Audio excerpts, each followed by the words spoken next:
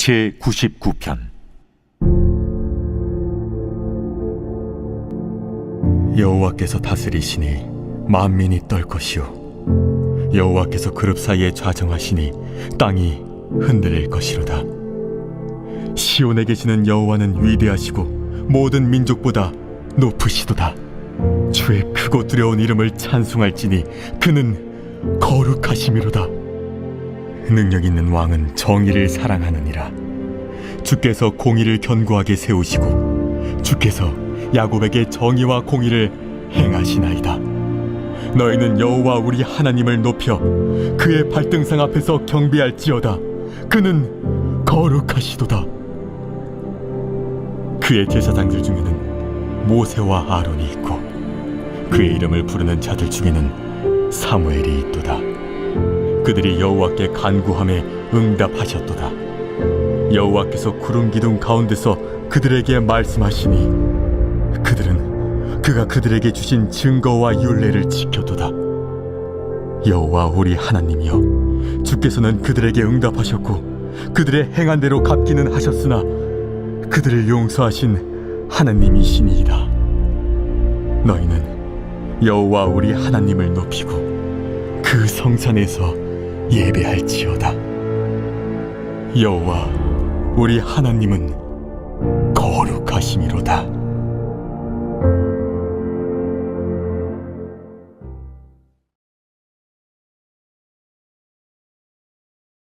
할렐루야.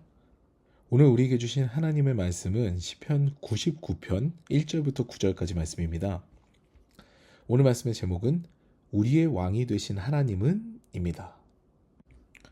오늘 본문인 시편 99편은요, 하나님께서 왕 되심을 찬양하는 여호와 왕권 시의 마지막 시에 해당합니다. 99라는 숫자는요, 뭔가 마지막을 향해 달려야 할 것 같은 느낌이죠. 또한 새로운 시작을 의미하기도 합니다. 제가 마침 99학번이어서요, 이번 시는 묵상하는 느낌이 좀 새로웠습니다. 오늘 시는요, 여호와께서 다스리시니 라는 내용으로 시작합니다. 1절부터 2절 말씀이죠. 여호와께서 다스리시니 만민이 떨 것이요 여호와께서 그룹 사이에 좌정하시니 땅이 흔들릴 것이로다. 시온에 계시는 여호와는 위대하시고 모든 민족보다 높으시도다. 아멘. 너무나 위대하신 하나님께서 그룹 사이에 좌정하시고요, 땅이 흔들리니까 만민도 그 위험에 몸을 떠는 장면이 나옵니다. 이어서 3절입니다. 주의 크고 두려운 이름을 찬송할지니 그는 거룩하심이로다. 여기서 주님의 이름이 두렵다는 표현이 나오고요, 그 이유는 거룩하다라고 합니다. 거룩이라는 표현을 히브리어로 카도쉬라고 하는데요, 이 단어 안에는요, 구별되다, 떨어지다, 구분, 이런 의미가 담겨 있습니다. 하나님께서는요, 그 어떤 피조물과도 비교할 수 없는 전혀 다른 존재라는 의미가 있죠. 그 놀라운 하나님 앞에 인간은 두려움, 즉 경외감을 가질 수밖에 없습니다. 그런데 이 하나님의 구별됨은요, 분리와는 다른 개념입니다. 하나님께서는요, 우리와 분리된 존재가 아닌 관계하는 존재이시죠. 하나님은요, 세상으로부터 떨어진 분이 아니시라는 겁니다. 세상과 구분된 초월적 존재이지만 세상과 관계하시는 분이에요. 그 하나님을 닮은 우리 역시요, 세상과 분리된 삶을 살아야 되는 것이 아닙니다. 세상과 관계하되, 즉 세상에서 살아가되 세상 사람이 아닌 그리스도인으로 구별된 자로 살아가야 되는 거죠. 이것이 바로 온전한 구별됨, 즉 거룩한 그리스도인의 삶을 사는 자가 됩니다.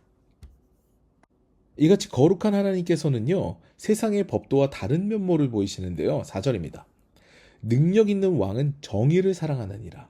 주께서 공의를 견고하게 세우시고 주께서 야곱에게 정의와 공의를 행하시나이다. 아멘.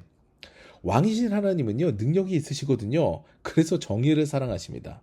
세상은요, 자신의 능력을 신뢰하지 못하기 때문에 온갖 편법을 사랑하죠.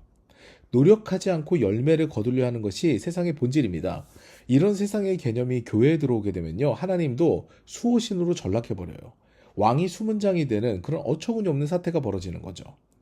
내가 나를 믿지 못하니까요, 나는 노력하지 않고 하나님께서 나의 수호신이 되셔서 내가 할 일도 대신 해주기를 바라는 거죠.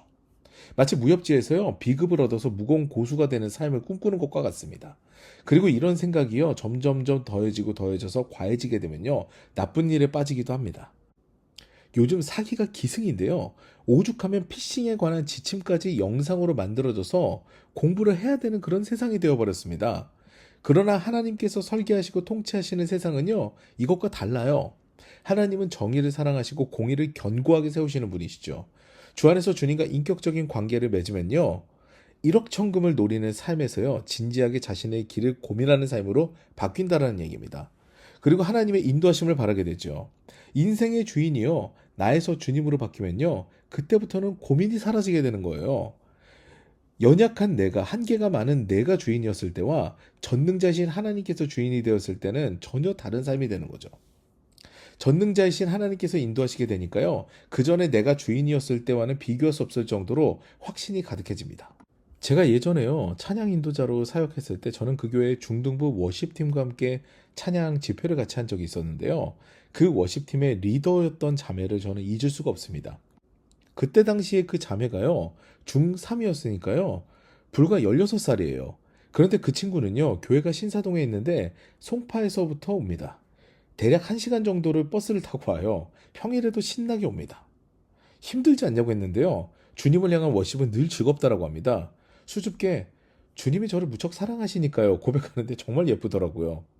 이 친구 성적은요, 상위권이었는데요, 꿈을 물어보니까 확고합니다. 다름 아닌 경찰이에요. 주변 친구들도요, 이 친구가 경찰이 딱이라고 합니다. 왜 경찰이 되고 싶냐고 물어보니까요, 하나님께서 만드신 세상이 타락했는데 자기가 정의를 구현하고 싶다라고 합니다. 기도하는데 확신이 와서 자신은 무조건 경찰할 거라고 합니다. 공부도 열심히 하고요, 신앙도 모범적인 아이였죠. 여러분, 이 친구의 확신이 어디서부터 왔을 것 같으세요? 신앙입니다. 하나님의 뜻을 고민하던 이 친구는요, 응답이 오니까 그다음부터 고민하지 않습니다. 확신을 가지고 나아가는 거죠. 망설임이 없으니까 당연히 성적도 좋아요. 주님께서 주인이 되시면요, 이같이 확신을 갖게 됩니다. 주님께서는요, 우리와 구별되는 존재이시지만 분리되시지는 않습니다. 앞서 말씀드린 대로 그래요. 근데 그 증거가 6절부터 7절까지 등장합니다. 그의 제사장들 중에는 모세와 아론이 있고 그의 이름을 부르는 자들 중에는 사무엘이 있도다. 그들이 여호와께 간구함에 응답하셨도다. 여호와께서 구름 기둥 가운데서 그들에게 말씀하시니 그들은 그가 그들에게 주신 증거와 율례를 지켰도다. 아멘. 주님께서는요, 우리와 소통하기를 원하셔서 그 창구를 열어두셨는데요, 바로 제사장과 선지자들을 통해 말씀을 주시고 그들을 통해 간구하게 하시고 응답하는 방법을 고안하시고 가르쳐 주신 겁니다. 지금도 주의 종들을 통해서 하나님께서는 말씀하시지요. 그리고 주의 종들의 소리에 응답하시죠. 주의 종들이 주님 앞에서 온전히 구별된 자들이 되어야 하는 이유가 여기에 있습니다.